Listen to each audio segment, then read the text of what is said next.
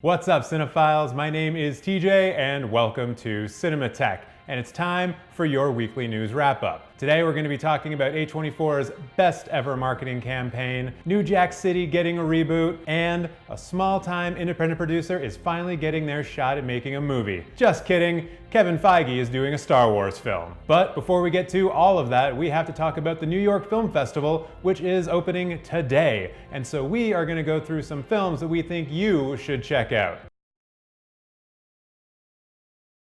Now, we've been doing festival season news for the last couple of months, so there's already a bunch of films that you should be aware of if you've been watching our previous episodes of the weekly news wrap-up. So for some of these, we're just gonna glaze over them because you probably already know about them. Those films include Marriage Story, Motherless Brooklyn, Atlantics, Bacurau, Parasite, Portrait of a Lady on Fire, Pain and Glory, and Saturday Fiction. These films were mostly all at TIFF, a lot of them were at Cannes, a lot of them won awards at Cannes, so you know that they're good and worth checking out. Now let's do a little overview of the obvious films that you should be seeing, the ones that you of course are already going to, but if you're not, maybe you should. And that list can start off with no other film than Martin Scorsese's The Irishman. It cost Netflix a bunch of money to make, it has Robert De Niro, Joe Pesci, and Al Pacino in it, and it might be one of the biggest films of the year, and it is premiering, world premiering, today, I think, September 27th at the New York Film Festival, so go check it out. You'll be one of the first people to ever see it, and if you do,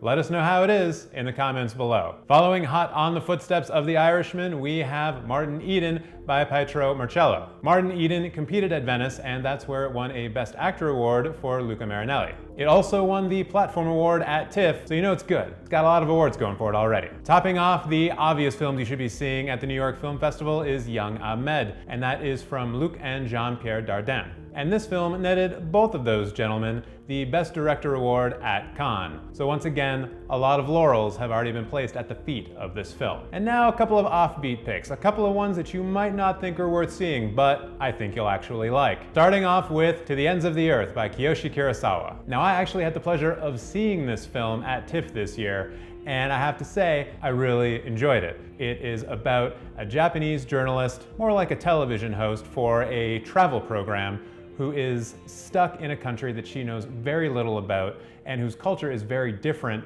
from her own. There are moments where she is a true fish out of water and has to navigate a very foreign place. And the journey that she goes on is pretty cool to see. So I recommend seeing this movie if you can. Next we have Zombie Child by Bertrand Bonello. This film has already played at TIFF, and it is going to be playing at the Sitges Film Festival in Spain, which is a horror and fantasy film festival. So I really like it when films are able to go to the big prestigious festivals and also go to the big genre festivals. And that crossover makes this a film worth seeing. And finally we have Sybil by Justine Triet. This is another film that played at TIFF, and Variety in their review described it as a highly pleasurable, witty, slinky psychodrama. Now, all those films I just mentioned were from the main slate. There are 29 films in general, so pick one from that, you're probably gonna see a good film. But there's so many other programs happening at the New York Film Festival this year, including documentary, projections, revival, and retrospective. In the revival section, there are a lot of cool films playing, and all of these films have been recently restored. For my money, I think going to see Jack Arnold's The Incredible Shrinking Man will be the best. I've only ever seen that film in not great quality, but I know that it is quite good,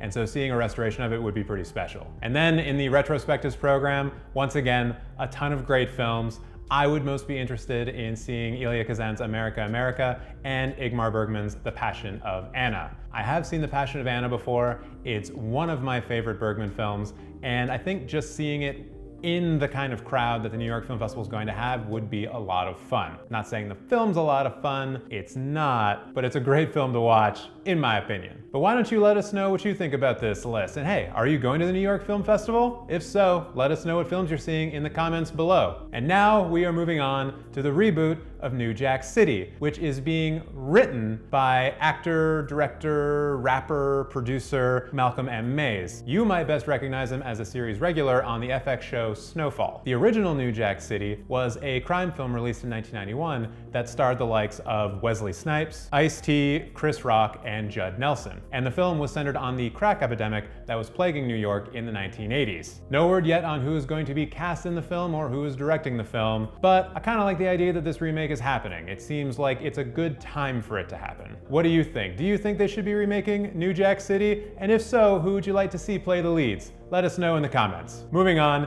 A24 has revealed what might be the greatest marketing campaign in film history, as long as you don't count all of the work that went into making the Blair Witch Project something that people wanted to go see. So A24, they realized that a lot of people went to go see Midsommar with their partner, with their significant other. And they also realized that Midsommar is basically a brutal, brutal breakup film. And so they want to do their part in trying to help you repair your relationship, the relationship that was fractured so badly by Midsommar. And so, to celebrate the release of Midsommar to digital platforms, A24 has partnered with Talkspace, and they are giving away 3 months of couples therapy.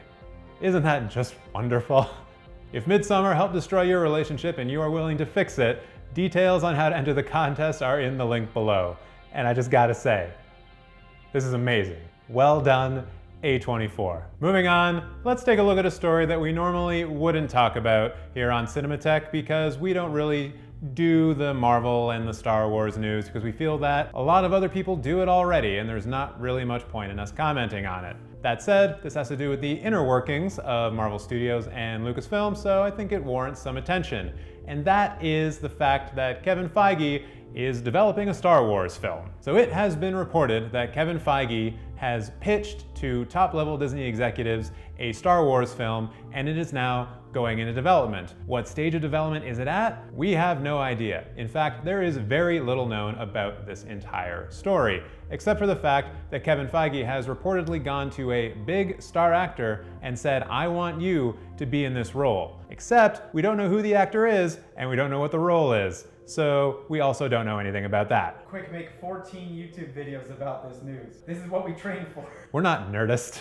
Oh shit. Now, considering we don't really know anything about this film, the reason I wanted to bring it up is that it has implications over the long-term future of Lucasfilm. Particularly, it has been suggested that Kathleen Kennedy, whose contract at Lucasfilm runs out in 2021, could potentially be replaced by Kevin Feige. So this news coming out now, when there is literally nothing else to report on, could be Disney's way of looking at fan reaction to the announcement. Then, if you follow on the logic a little bit and maybe take a left turn and don't pay too much attention to the particulars, we could potentially be looking at this as Star Wars Episode 9 being the litmus test on Kathleen Kennedy's future at Lucasfilm. If The Rise of Skywalker doesn't do well monetarily, critically, or with the fans, then maybe that spells the end for Kathleen Kennedy, and Kevin Feige will be ushered in to save Star Wars. But once again, we have no idea what's going on because there's very little information to go on, so this is all just speculation. But that shouldn't stop you from speculating in the comments below. Let us know what you think about this announcement and how you see the future of Star Wars playing out given this new information. And with that, cinephiles, we are at the end of your weekly news wrap-up. Please subscribe to the channel if you haven't already. We do this kind of stuff every Friday. We try to keep you filled in on all of the film news that I think is most interesting. And if you like this video, please like it. We appreciate it when you do, and it helps these videos get out to a larger audience. And that's it. We're done here. What's a good way to outro stuff?